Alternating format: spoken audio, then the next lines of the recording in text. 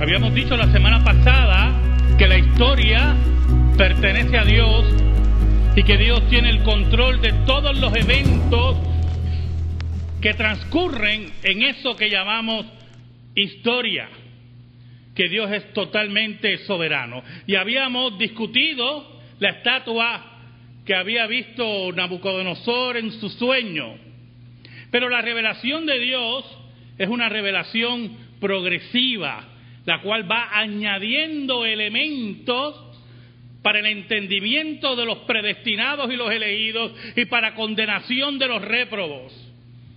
Vamos a volver al pasaje de nuestra liturgia, Daniel capítulo 7, versículos 1 en adelante, y vamos a seguir viendo aspectos de la escatología reformada. Vamos a dar un repaso por la Escritura sobre esa escatología, esos eventos finales y cómo deben ser interpretados correctamente. Oramos. Dios bueno y Dios verdadero, gracias te damos por tu palabra eterna que no se equivoca. Te pedimos, Señor, en el nombre de Cristo, que nos escondas bajo la sombra de la cruz, perdones nuestros pecados. Cuán grande es tu misericordia, Señor. Cuán grande es tu gracia. Que por el poder del Espíritu Santo tú llegues a las mentes y a los corazones de tu pueblo. Que siembres tu palabra, que edifiques a los tuyos y llenes de condenación a aquellos que dan la espalda a tu presencia. Te lo pedimos, Señor, por Cristo Jesús. Amén y amén. ¿Sabe, hermanos? Cuando Daniel le interpretó el sueño a Nabucodonosor, él se llenó de tanto asombro que lo hizo jefe de todos los sabios y lo hizo también embajador del reino de Babilonia, un oficial del reino de Babilonia. Pero posteriormente Dios le revela a Daniel más aspectos sobre lo que le mostró en la visión a Nabucodonosor. Porque la revelación de Dios y la profecía de Dios es una progresiva, es una que busca dar inteligencia a aquellos que han sido señalados por Dios y establecer la condenación a aquellos que no creen en Cristo como su único Salvador personal. Y Daniel recibe una visión de noche y ve que de los 4 vientos, en el versículo 2 del capítulo 7, combatían en el gran mar. Y el versículo 3 nos dice, y 4 bestias grandes, diferentes, la una de la otra, subían del mar. La primera era como león y tenía alas de águila. La característica interesante es que nunca hemos visto un león con alas. Y si usted ha visto alguno, necesita un psicólogo. Necesita ayuda. Y le llama la atención a Daniel porque sigue diciendo, yo estaba mirando hasta que sus alas fueron arrancadas y fue levantada del suelo y se puso enhiesta sobre los pies a manera de hombre y le fue dado corazón de hombre. El león equivale en la estatua de Nabucodonosor a la cabeza de oro. Equivale a Babilonia. Y es interesante porque Babilonia era un león fuerte que estaba conquistando y llegó un momento que Dios le puso alto arrancándole esas alas. Pero no solamente arrancándole las alas, si usted lee el libro de Daniel, usted va a ver que este rey Nabucodonosor sufrió una enfermedad mental en algún momento y perdió el poder sobre su reino. Y dice la Biblia que después que perdió ese poder, Dios se lo restauró. Por eso la visión dice que ese león llegó un momento a ser que se puso enhiesto el león en 2 patas, en 2 pies, dice la profecía, y se le dio corazón de hombre. Después que había sido como las bestias, después que había entrado en un periodo de locura, que dice la Biblia que Nabucodonosor comía como las bestias y el rocío crecía sobre él, Dios lo sanó y le restauró el reino. Esto no estaba en la primera visión. La primera visión solamente hablaba de Babilonia, de Nabucodonosor. Ya en la segunda visión a Daniel habla de que ese rey había experimentado locura y que Dios lo había restaurado. Ahora, el versículo 5 dice: y aquí otra segunda bestia, semejante a un oso, la cual se alzaba de un costado más que del otro, y tenía en su boca 3 costillas entre los dientes, y le fue dicho así: levántate, devora mucha carne. Este oso equivale al pecho y los brazos de plata en la estatua. Y se refiere a Medo-Persia, el reino que continuó después de Babilonia. Es interesante porque la descripción que hace Daniel de la visión dice que este oso se alzaba de un costado sobre el otro. ¿Y qué significa eso? Sencillo. Persia era más poderoso que Media. Persia, los persas, era un imperio más poderoso que los medos. Habían combinado fuerzas, pero los persas eran más poderosos. Y por eso habla de ese oso que tenía un costado más levantado que otro. Pero también habla de 3 costillas en sus dientes. Mire cómo la profecía va añadiendo, ¿verdad? Información. Eso no lo vimos en la estatua. Lo vemos aquí en la visión de Daniel. Esas 3 costillas se refieren a las conquistas de los medos y los persas. Ellos conquistaron, hermanos, a Lidia, a Babilonia y Egipto. Esos 3 reinos fueron conquistados por los medo-persas. Pero añade a Daniel, si vemos en el versículo 6, después de esto miréis aquí otra semejante a un leopardo con 4 alas de ave en sus espaldas. Tenía también esta bestia 4 cabezas y le fue dado dominio. Y añade nueva información a la de la estatua. En la estatua esto representa los muslos de bronce, el reino griego.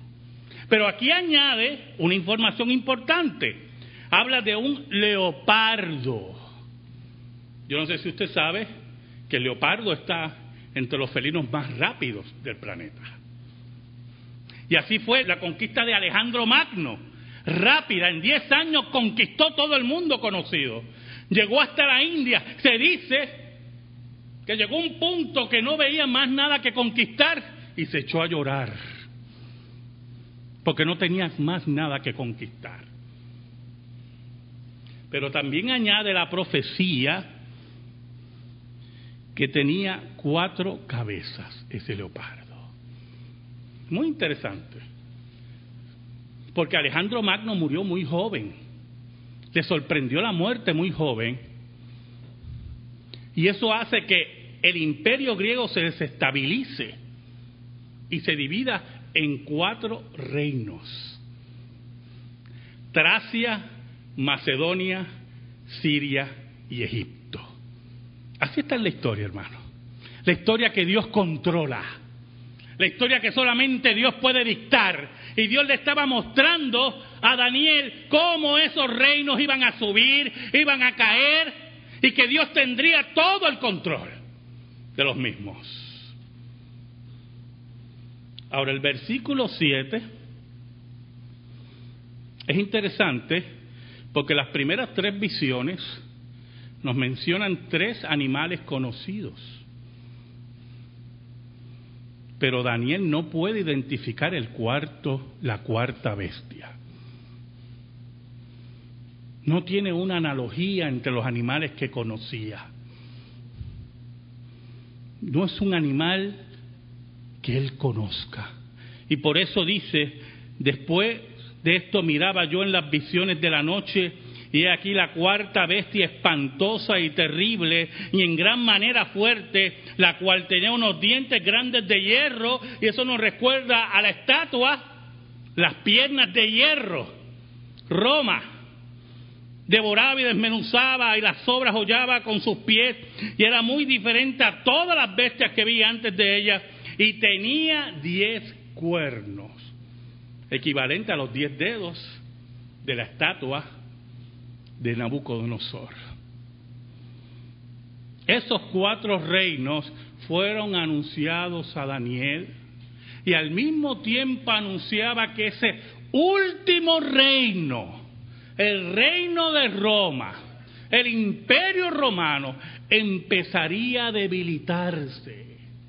Como dice la profecía de Nabucodonosor, iba a haber una mezcla de hierro y barro, porque ese reino se iba a debilitar. Y como dice aquí la profecía en el versículo 8, que contemplaba los cuernos, y aquí otro cuerno pequeño salía entre ellos, y delante de él fueron arrancados 3 cuernos, lo cual nos habla de la debilidad del imperio romano, cómo se va desgastando y cómo se va transformando en la historia.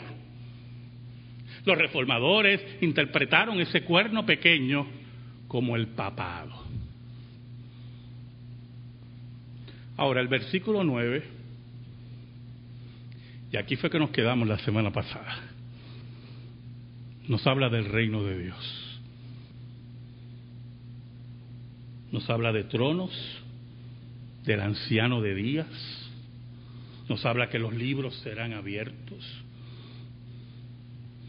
nos habla de sonidos de grandes palabras, nos habla de la derrota de las bestias, nos habla de ese establecimiento de la venida del Hijo del Hombre. Daniel, y yo quiero que usted vea cómo es la profecía en el Antiguo Testamento, Daniel ve ese reino consumado, la consumación del reino de Dios, cuando por fin Jesucristo vuelva y consuma por completo a todos sus enemigos, y su reino de paz y justicia se establezca para siempre. Pero hermanos, para que algo se termine, o algo se consuma, o algo concluya, tuvo que haber sido inaugurado primero. Y esa parte de la profecía, Daniel no la veía, no la entendía. El reino de Dios, el reino de los cielos, fue inaugurado con la visita de Juan el Bautista y de Cristo. Si nosotros vamos a Mateo, capítulo 3, versículos del 1 al 3, dice la Escritura: en aquellos días vino Juan el Bautista predicando en el desierto de Judea y diciendo: arrepentíos, porque el reino de los cielos se ha acercado. Pues este es aquel de quien habló el profeta Isaías cuando dijo: voz del que clama en el desierto, preparad el camino del Señor y enderezad sus sendas. Juan el Bautista era el Elías que había de venir anunciando la inauguración del reino de Dios. Juan es el cumplimiento de la profecía de Isaías y de Malaquías. El reino de Dios se inaugura con Juan. Pero él anuncia, si ven el versículo 11 de ese mismo capítulo: yo a la verdad os bautizo en agua para arrepentimiento, pero el que viene tras de mí, cuyo calzado yo no soy digno de llevar, es más poderoso que yo. Él os bautizará en Espíritu Santo y fuego. Iba a venir aquel que no solamente con él iba a inaugurar el reino de Dios, sino también como aquel que iba a hacer las señales del reino de Dios. Y esto es muy importante, hermano, Mucha gente pierde de perspectiva este aspecto. El reino de Dios fue inaugurado hace 2000 años.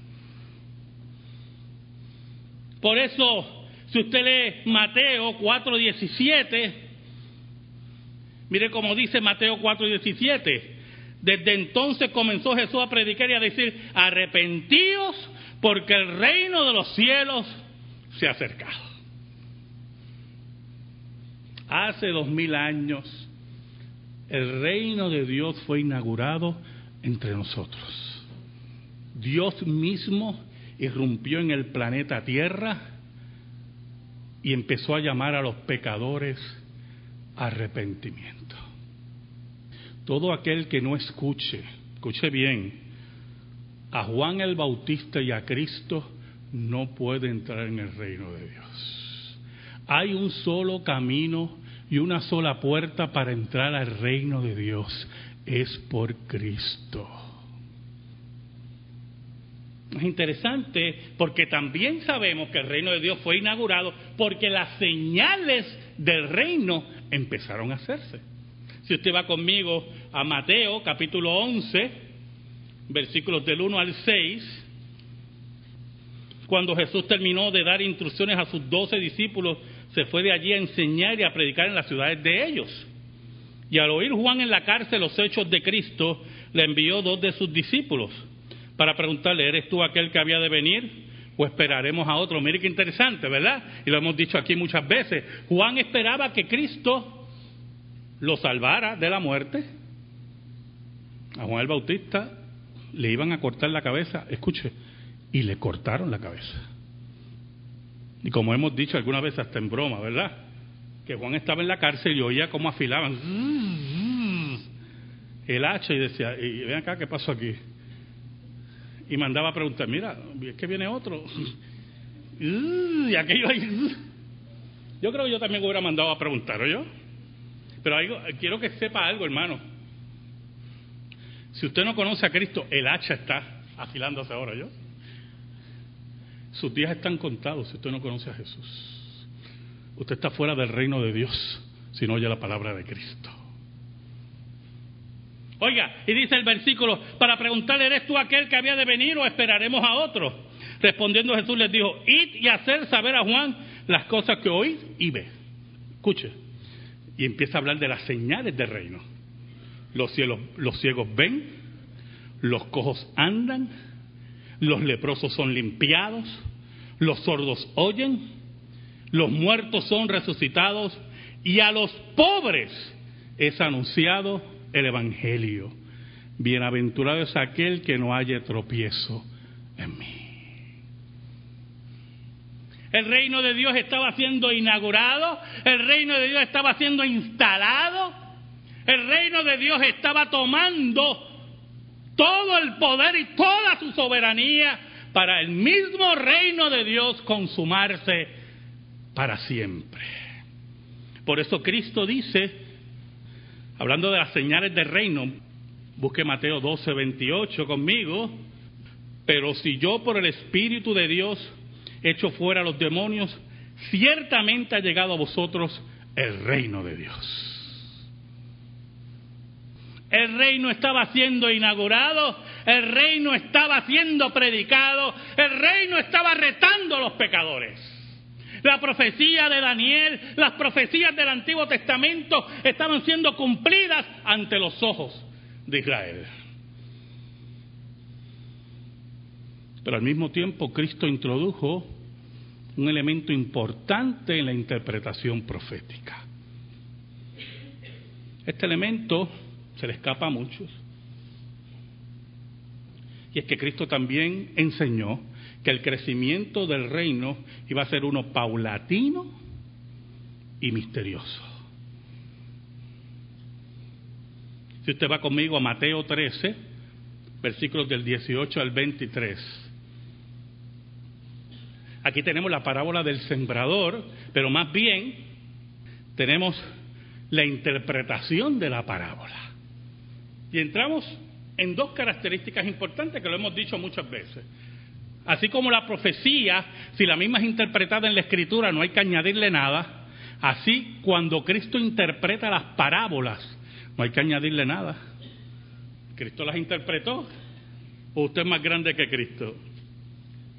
Cristo las interpretó. Y es interesante los elementos que nos habla del crecimiento del reino paulatino y misterioso. Cristo dice: oíd pues vosotros la parábola del sembrador. Cuando alguno oye la palabra del reino y no la entiende, viene el malo. Mire cómo le llama. ¿La palabra de qué? La palabra del reino. Y no la entiende, viene el malo y arrebata lo que fue sembrado en su corazón. Este es el que fue sembrado junto al camino. Y el que fue sembrado en pedregales, este es el que oye la palabra y al momento la recibe con gozo. ¿Usted ha conocido a esa gente así? Oiga, que la recibe con gozo. Y yo lo miro, tremendo líder tengo ya dentro de un año y a los 2 meses no lo veo más. Esas son las que reciben con gozo. Pero no tiene, que dice Cristo, pero no tienen raíz. Son aquellos que reciben la palabra por emoción. ¿Qué es lo que nos da la raíz, hermano?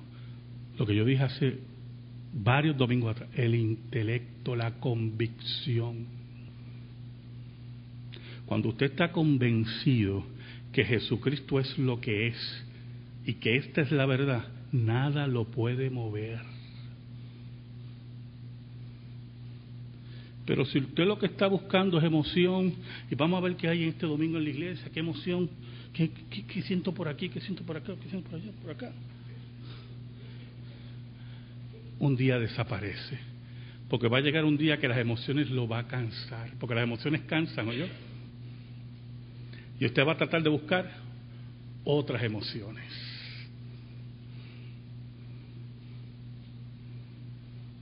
Es como aquellos que se acercan a la sexualidad por placer solamente. Y no por amor. Y no por reproducción. Sino solamente por placer. Un día le va a cansar la sexualidad y va a buscar experimentar otras cosas. Y empieza ahí la depravación sexual.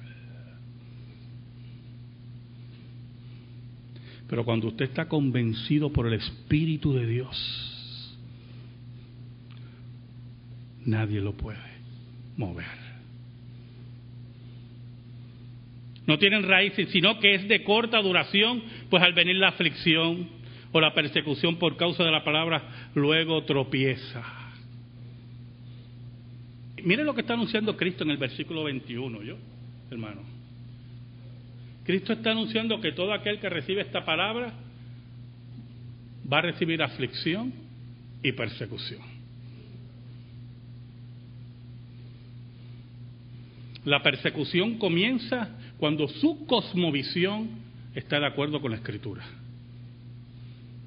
Si usted quiere estar con el mundo, usted va a trastocar su cosmovisión. Y entonces oye al presidente Obama hablar de matrimonios gay, escuche, oye al presidente Obama hablar de matrimonios gay y usted dice: caramba, lo dice el presidente, una persona con muchos títulos, creo de Harvard, si no me equivoco, una persona ecuánime. Tiene que haber alguna verdad, y su cosmovisión usted la empieza a trastocar. Ahí usted no va a ser perseguido porque usted está de acuerdo al mundo. Al mundo que hace 100 años, escuche bien, cuando el cristianismo había tocado a la sociedad occidental y la había formado, hace 100 años nos decía que el homosexualismo era una desviación y era pecado, y hoy nos dice que está bien. ¿Qué nos garantiza que dentro de 100 años nos diga que los matrimonios entre hermanos no es pecado y está bien? Y no me diga: uy, porque así hacían hace 100 años de los homosexuales. Así hacían, uy. Y hoy todos los están aceptando. ¿Qué garantiza que dentro de 100 años no digan: sí, son hermanos, pero se quieren? ¿Has oído eso? Se aman. El que fue sembrado entre espinos, este es el que oye la palabra, pero el afán de este siglo y el engaño de la riqueza ahogan la palabra y se hace infructuosa. Mas el que fue sembrado en buena tierra, que es el proceso del reino de Dios hace 2000 años, que fue sembrado en buena tierra, este es el que oye y entiende la palabra y da fruto y produce a 100, a 60 y a 30 por uno. Son aquellos, hermanos, que la palabra fue sembrada y enfrentaron a leones, y enfrentaron la hoguera, y enfrentaron el rechazo del mundo. Pero la palabra fue sembrada en sus corazones. No tuvieron miedo a la muerte, ni al rechazo. Abrazaron el reino y abrazaron a Cristo. Pero añade, en el versículo 24 al 30 nos habla nuevamente del reino, el crecimiento paulatino y misterioso del reino que ha ocurrido por 2000 años. Y se le refirió otra parábola diciendo: el reino de los cielos es semejante a un hombre que sembró buena semilla en su campo. Pero mientras dormían los hombres, vieron a su enemigo y sembró cizaña entre el trigo y se fue. Pero el versículo 31 y 32 es el más que me gusta. Creo que la parábola de la mostaza, del grano de mostaza, de la semilla de mostaza, es la muestra más clara del crecimiento paulatino del reino de Dios. Otra parábola le refirió diciendo: el reino de los cielos es semejante al grano de mostaza que un hombre tomó y sembró en su campo, el cual a la verdad es la más pequeña de todas las semillas. ¿Usted se acuerda cómo empezó la predicación del reino de Dios? ¿Con quién empezó la predicación del reino de Dios? Con Juan el Bautista. ¿Sabe algo, hermano? Que lo hemos dicho aquí varias veces. Yo lo dije el domingo pasado. Juan el Bautista nunca se recortó ni se afeitó. Era nazareo. Era una visión increíble de un hombre que comía langosta y miel. No la langosta que usted se come, la que algunos están planificando comer después que salga de aquí. No esa langosta. Esa era la visión. Así empezó la predicación del reino de Dios. Con ese hombre, con ese grano de mostaza. Y de momento aparece uno que dice: yo no soy digno de desatar su calzado. Y ese vino solo. Y no tenía dónde recostar su cabeza.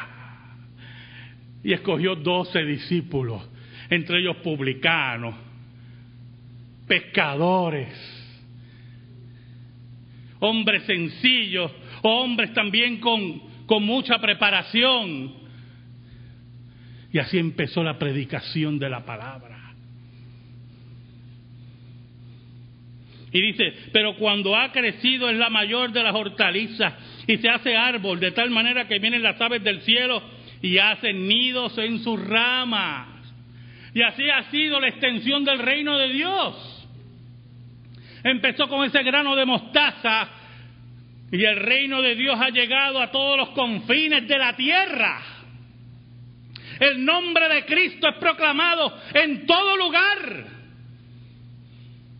La Biblia sigue siendo el libro más vendido y más publicado, más impreso, más perseguido de toda la literatura mundial. El cristianismo sigue avanzando, fundando universidades, fundando hospitales, fundando orfanatorios, predicando el evangelio. Pero viene un día que, según la profecía, la iglesia de Cristo, el reino de Dios, será perseguido con todas las fuerzas de los gobiernos. La Biblia dice en Apocalipsis 20 que Satanás será suelto y unirá todas las naciones contra el campamento de los santos, que somos nosotros. ¿Estás listo tú para eso? ¿Eres tú de los de Cristo? ¿Eres de los soldados de Cristo? En ese día, cuando digan que el reino de Dios está a punto de desaparecer, como ocurrió en el siglo I, que los cristianos creían que el reino de Dios iba a desaparecer, Dios dará la voz de alerta. He aquí, viene el novio. Viene, como dice Daniel 7, el Hijo del Hombre entre las nubes, y pisará el lagar de Dios, y la sangre salpicará sus vestidos. En ese día, hermano, en ese día, Dios pondrá a todos sus enemigos como estrado de sus pies. Y nos dirá a nosotros: ven, buen siervo fiel, en lo poco fuiste fiel, en lo mucho te pondré. Entra en el gozo de tu Señor. Amén. Gracias te damos, Señor, por tu palabra eterna. Y te pedimos, Señor, en el nombre de Cristo, que esa palabra se atesore en nuestra vida. Por Cristo Jesús.